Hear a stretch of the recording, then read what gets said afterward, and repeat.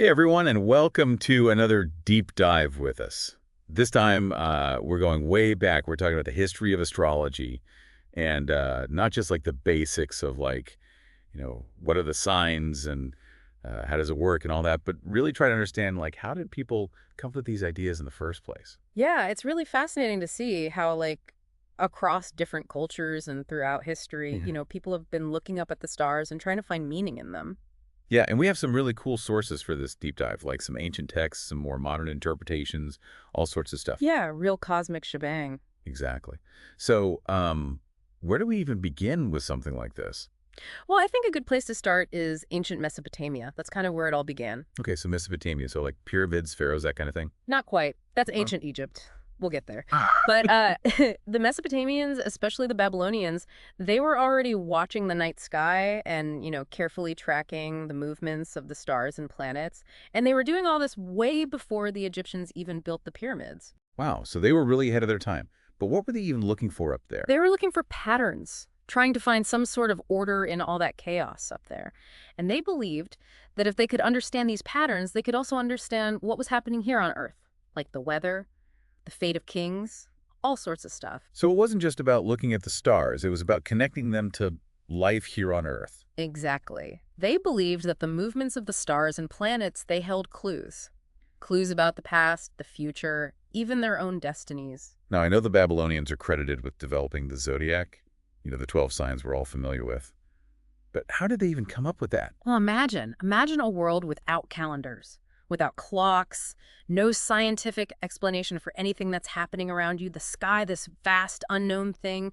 But you start to notice that the stars are moving in predictable patterns.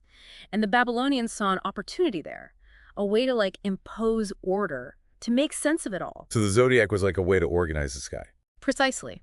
It was a way to divide the heavens into 12 equal parts, each part associated with specific constellations and symbolic meanings. And this system, it gave them a framework to understand the cycles of time, the seasons, the influence of the stars on their lives. Okay, so that makes sense. Now, was their system based on the sun like our modern zodiac? Actually, no. Early Mesopotamian astrology was really focused on the moon. They were obsessed with the moon. They believed the moon's phases, they were super important for agriculture, for rituals, even for predicting events. So it was almost like a farmer's almanac. Yeah, but with a much deeper spiritual dimension to it. So what kind of information would these like lunar calendars contain? They tracked everything, the phases of the moon, eclipses, Uh, how the moon was moving through the zodiac. They used this information to figure out the best time for planting crops, harvesting, when to have religious ceremonies, even when to make big decisions. They believed that if they aligned their actions with the moon, they would have the favor of the gods. wow, so it was really woven into their whole belief system. And it's amazing that something developed thousands of years ago, this idea of dividing the heavens into these meaningful segments, it still resonates with us today. Yeah, it's pretty incredible. Now let's move on to ancient Egypt, a civilization known for its pyramids, its pharaohs, and of course its own unique approach to astrology. You mentioned the pyramids earlier, and it's really interesting how those structures, those massive structures, they were often aligned with certain stars or constellations. That shows you how deeply intertwined astrology was with their religion, their daily lives, even their architecture. Yeah, I can definitely see how a civilization so connected to the Nile would be fascinated by the cosmos. But what role did astrology actually play in their worldview? They saw the sky as a reflection of the divine order, the realm of the gods and goddesses. And they believed that by understanding the movements of the stars and planets, they could gain insight into the will of the gods and the fate of their kingdom. So it wasn't just about individual destinies, it was about the fate of the entire nation. Exactly. For example, they noticed a connection between the rising of Sirius, the brightest star in the sky, and the annual flooding of the Nile. And of course, the flooding of the Nile was essential for their agriculture, their survival. So Sirius was like their cosmic alarm clock, letting them know when a new agricultural cycle was beginning. Precisely. They called Sirius Sopdet and associated her with fertility, abundance, and the resurrection of the god Osiris. Her appearance in the sky each year was a time for celebration and a vital marker for their agricultural calendar. That's so cool. So they also had this system called decans. Oh yeah, the decans. Those were groups of stars that rose one after the other every 10 days. They used them to divide the night sky into 36 sections, creating a 36 decan cycle that formed the basis of their timekeeping system. Wow, so they were using the stars to measure time long before we had clocks. Exactly. It was incredibly sophisticated for its time, and it shows just how deeply they understood the cyclical nature of the cosmos. Decans, Sirius, the Nile.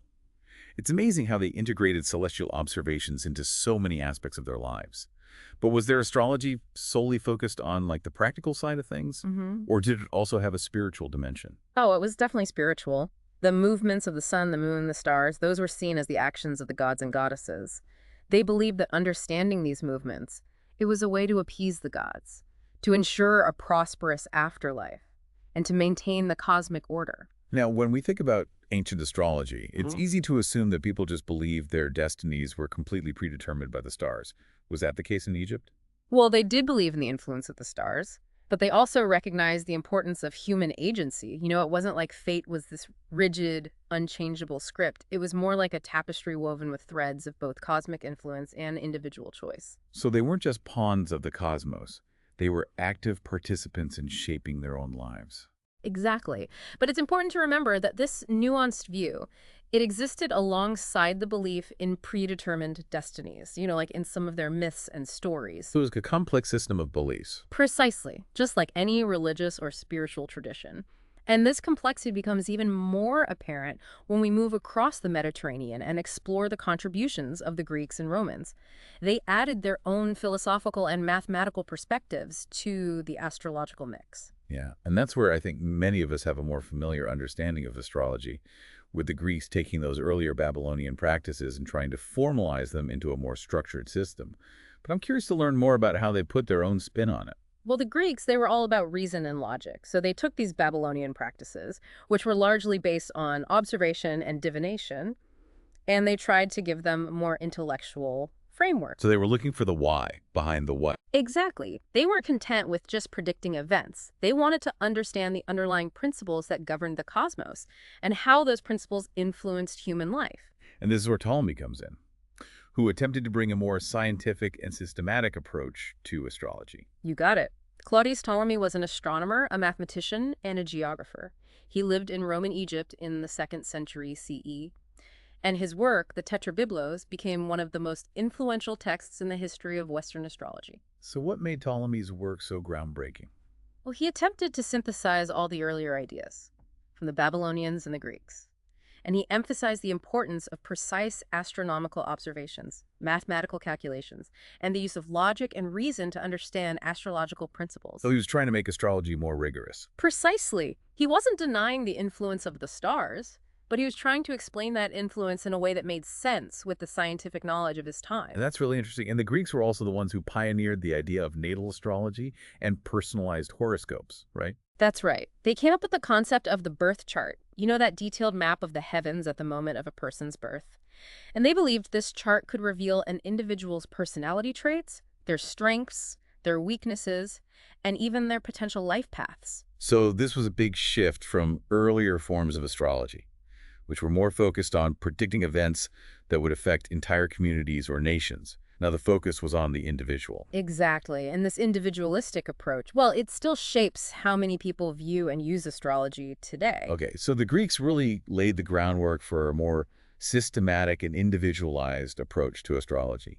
What about the Romans? How did they incorporate these ideas into their culture? Astrology was huge in Roman society. It even influenced emperors and political decisions. They were known for their practicality, but they were also fascinated by fate and fortune. And they embraced astrology as a way to understand the forces at play in their lives. So it wasn't just some fringe belief? No, it was woven into the fabric of their society. From everyday people consulting astrologers for advice to emperors seeking guidance on military campaigns or matters of state, astrology was everywhere. It seems like this desire to understand our place in the cosmos, to seek guidance from the stars, it really transcends time and culture. It does, and this is just the beginning of our journey. We still have to explore the rich traditions of Vedic and Chinese astrology, which developed independently in the East. And they offer some really unique perspectives on the relationship between humanity and the cosmos. I can't wait. Let's head east and see what other fascinating astrological systems await. Okay, so from the Greco-Roman world, let's shift gears a bit. Let's head east to India, where a totally different system of astrology developed, one that's really deeply rooted in spirituality and the concept of karma. Yeah, Vedic astrology, as it's known, has always fascinated me. It seemed to offer a much deeper understanding of like the soul's journey and purpose. So what are some of the key differences between this system and the Western tradition we were just talking about? Well, one of the biggest differences is the zodiac they use. Vedic astrology uses what's called the sidereal zodiac, and it's based on the actual observable positions of the constellations. So it's directly aligned with the stars themselves, hmm whereas the Western tropical zodiac is based on the Earth seasons and the sun's position at the spring equinox. Exactly. Think of it this way. The tropical zodiac, it's more of a symbolic system. It divides the year into 12 equal parts starting from the spring equinox. But the sidereal zodiac, that's aligned with the actual constellations. And those constellations, well, they shift slightly over time because of a phenomenon called precession. So even though both systems use the same 12 signs, their starting points and how they line up with the stars are different. Exactly. That actually means that your sun sign in Vedic astrology, it might be different from your sun sign in Western astrology, especially if you were born on the cusp between two signs. Well, mind blown. I have to look into that. So Vedic astrology also places a lot of emphasis on the birth chart, or the kundli, as it's called. What makes this chart so important? The Kundli is like a cosmic blueprint of your life. It offers insights into your personality, strengths, weaknesses, karmic patterns, your whole potential life path. It's calculated using the precise time, date, and location of your birth. It maps out where all the planets and constellations were at that exact moment. So it's like a snapshot of the heavens at the moment you were born. And Vedic astrologers use this snapshot to understand your individual cosmic makeup. Exactly. But here's where things get really interesting. Vedic astrology is deeply connected to the concepts of karma and dharma. Okay, so those are two pretty big concepts. Can you explain how they relate to astrology in this system? Sure. In Vedic thought, karma refers to the law of cause and effect. The idea that all our actions, both in this life and past lives, they create ripples that shape our experiences. And dharma, on the other hand, that's your purpose in life, the path that aligns with your soul's evolution. Okay, so how do these concepts actually show up in the interpretation of a kundli? Vedic astrologers believe that the positions of the planets at your birth, they reflect your past karma, like the lessons you've brought with you into this lifetime. And by understanding your chart, you can start to see your dharma, your unique potential, and the path that leads to fulfillment and spiritual growth. So it's not just about predicting events, it's about understanding the deeper meaning behind those events and the lessons you're meant to be learning. Exactly. Vedic astrology gives you a framework for understanding your strengths and weaknesses, for navigating challenges and making choices that align with your soul's purpose. So besides personality and life purpose, I've also heard that Vedic astrology is used to determine the best times for important events. That's right. It's called muhurta. It involves choosing the most favorable time for an event based on planetary alignments and other astrological factors. So it's like cosmic event planning. You could say that. The idea is that by aligning your actions with those cosmic rhythms, you can increase your chances of success and maybe even avoid some potential obstacles. It's amazing how Vedic astrology brings together spirituality, practicality, and this understanding of how our lives are connected to the cosmos. It's a truly holistic system. It tries to bring harmony and alignment to every part of life. Okay, so from India, let's travel further east to explore another ancient tradition, Chinese astrology. Now, I know about the Chinese zodiac animals, but I'm really curious to learn more about the deeper philosophical ideas behind this system. Well, Chinese astrology is all about balance and harmony. It's deeply rooted in Taoist principles. And unlike Western astrology, which often focuses on the individual, Chinese astrology really emphasizes the interconnectedness of all things. That makes sense, especially when you consider how important harmony is in so many aspects of Chinese culture. The balance of yin and yang, the flow of qi, the interconnectedness of all beings. Exactly. Chinese astrology is all about understanding those natural rhythms of the cosmos and aligning yourself with those rhythms to create a harmonious life. Now, the Chinese zodiac is probably the most well-known part of this system in the West. Can you tell us a bit more about how it works and how it compares to the Western zodiac? Sure. The Chinese zodiac is based on a 12-year cycle. Each year is associated with one of 12 animals: the rat, ox, tiger, rabbit, dragon, snake, horse, goat, monkey, rooster dog, and pig. And each animal represents certain characteristics and energies that are believed to influence the people born in that year. Exactly, like people born in the year of the dragon. They're often seen as charismatic, ambitious, natural leaders, while those born in the year of the pig, they're thought to be compassionate, generous, and enjoy the finer things in life. It's fascinating how they use these animals as archetypes to understand different personality types. Is there a story behind how they chose these 12 animals? There are actually a lot of different versions of the story, but one popular one involves a race.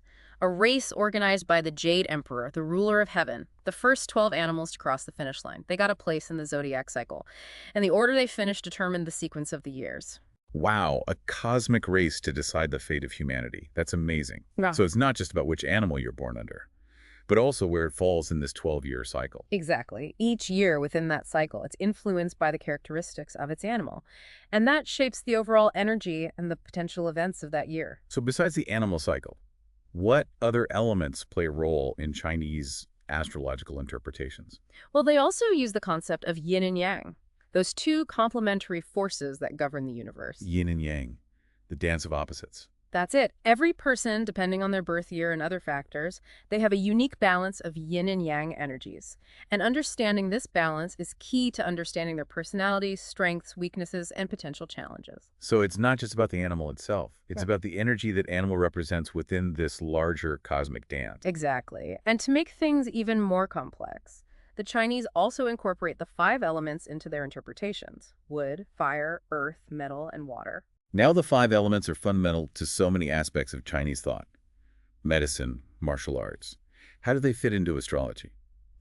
Each element has specific qualities, colors, seasons, even organs in the body. They interact in a cycle of creation and destruction, influencing the flow of energy in the universe and within each person. So like another layer of interpretation. Exactly. The 5 elements help give a more detailed understanding of a person's energy, their constitution, and their potential life path. It's a complex system, for sure. But it all comes back to this idea of balance and harmony. Right. And this desire for harmony. It extends beyond just individual destinies to include the environment too, right? Absolutely. That's where we see the connection between Chinese astrology and feng shui, which is the art of arranging spaces to create balance and positive energy flow. Ah, feng shui.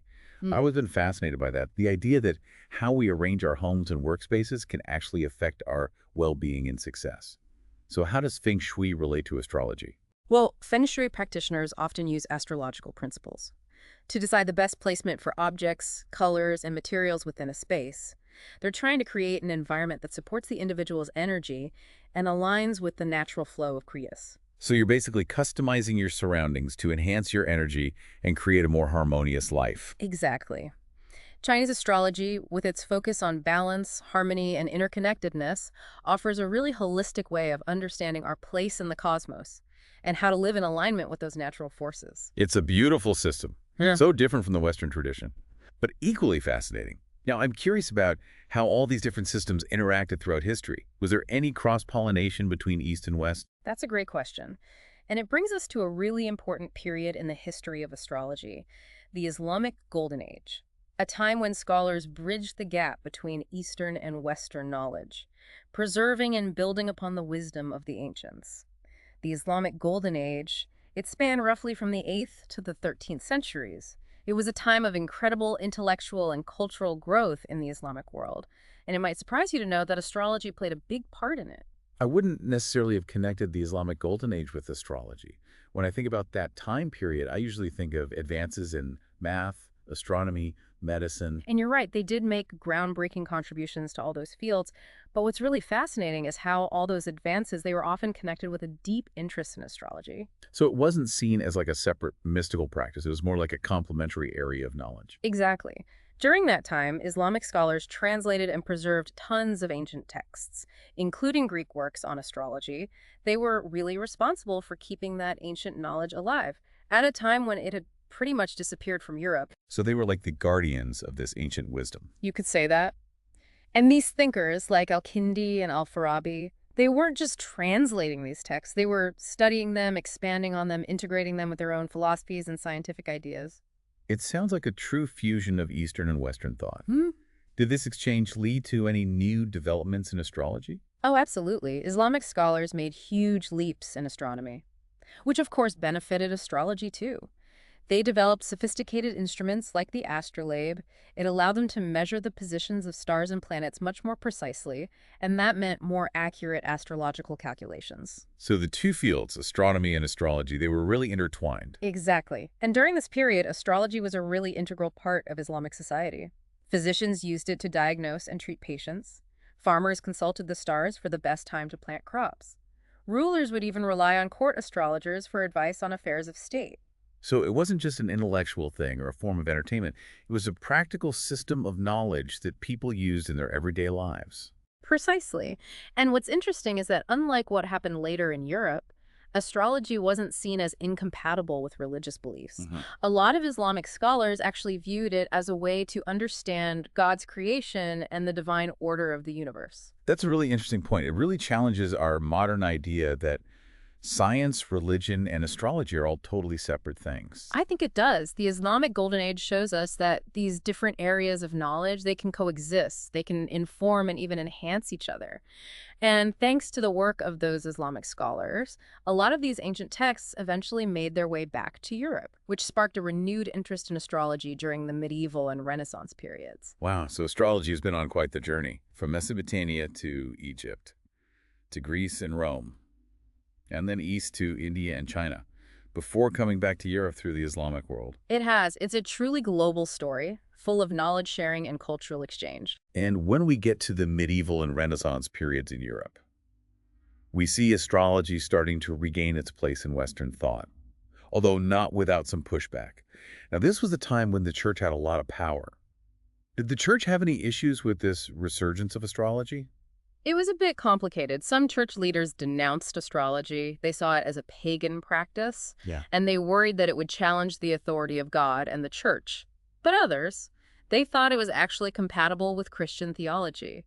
They believed God could work through the stars to influence human affairs. So it wasn't a simple case of being accepted or rejected. Exactly. Astrology existed in this kind of gray area. Navigating all the complexities of religious and intellectual thought. That's a good way to put it. And even with some opposition, astrology really thrived during this time. We start to see the rise of prominent court astrologers, advising kings and queens on everything from wars to marriage to how to govern their kingdoms. I can picture it now. The wise astrologer whispering in the ear of the king, maybe even changing the course of history. Were there any particularly influential astrologers during this time? One really interesting figure was John Dee, an English mathematician, astronomer, and alchemist. He was an advisor to Queen Elizabeth I. He was a true Renaissance man, deeply involved in so many different fields of study, and he considered astrology a key to unlocking the secrets of the universe. John Dee. It's a name that just sounds like it's full of secrets and mystery. Yeah. So how did astrology fit into his work? Dee believed that by studying the stars and their movements, we could understand both natural phenomena and the human condition. He wasn't afraid to experiment. He combined astrology with other things like alchemy and magic, all in the pursuit of knowledge. Another true polymath, embracing the connections between all these different fields, like the scholars of the Islamic Golden Age. Yeah. Of course, we can't forget the invention of the printing press during the Renaissance. Mhm. How did that affect astrology? Oh, the printing press was a total game changer. Suddenly it was possible to produce books and pamphlets on a massive scale, including astrological texts and horoscopes. It made this knowledge available to so many more people. So astrology wasn't just for the elite anymore. It was reaching everyday people. Exactly. This really helped to popularize astrology and shaped how it developed in the following centuries. And then, of course, we come to the 20th and 21st centuries. How did astrology deal with the rise of modern science and the increasingly secular nature of Western society? Well, as you might imagine, the 20th century brought new challenges for astrology. The scientific method, it really emphasized empirical evidence and testable hypotheses. And a lot of scientists started to question the validity of astrology. So astrology found itself facing a lot of skepticism. It did. But even with all that scrutiny, there were still some interesting developments happening. One really important figure who kind of bridged the gap between astrology and modern psychology was Carl Jung, the founder of analytical psychology. Oh, Carl Jung. I know his work. He's famous for his ideas about archetypes and the collective unconscious. So what was his connection to astrology? Jung was really intrigued by astrology, not so much as a tool for predicting the future, but more as a symbolic language for understanding the human mind. He saw the planets and the signs of the zodiac as archetypes, representing those universal patterns of human experience. So instead of focusing on predicting events, he was more interested in using astrology to explore the inner workings of the psyche. Exactly. He believed that by looking at someone's birth chart, you could gain insight into their psychological complexes, their motivations, their potential for growth. It's like using astrology as a map of the soul. That's a good way to put it. And this psychological approach to astrology became more popular in the mid-20th century. It appealed to people who were looking for a deeper understanding of themselves and their place in the world. So we had this psychological interpretation developing. And at the same time, we also saw the rise of those simplified sun sign horoscopes in the media. You know, those daily, weekly, or monthly predictions based just on your sun sign. How did that happen? Well, as astrology became more and more popular, people wanted interpretations that were easy to understand.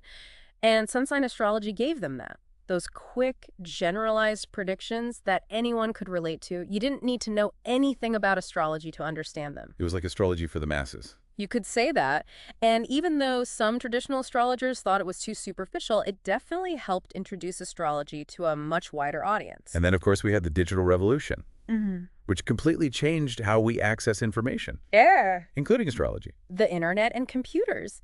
They made it possible for anyone to generate their own birth chart, to explore all sorts of astrological information, and to connect with other people who are interested in astrology, all from their own homes. So no more complicated calculations, no need to find an astrologer. You could basically explore the cosmos on your own. Exactly. And with social media, astrology found a whole new platform to thrive. It could connect with a global audience and evolve in ways we couldn't have imagined before.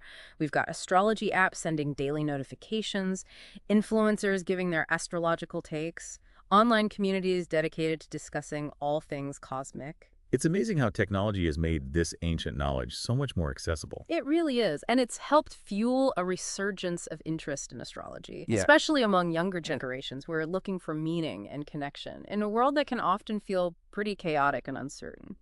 So as we wrap up this deep dive into the history of astrology across different cultures and throughout time, what do you think it tells us about the human experience, its fascination with the cosmos and trying to understand our place in it? I think astrology, in all its different forms, it shows us this basic human desire, this need to understand ourselves, our purpose, our connection to something bigger than ourselves.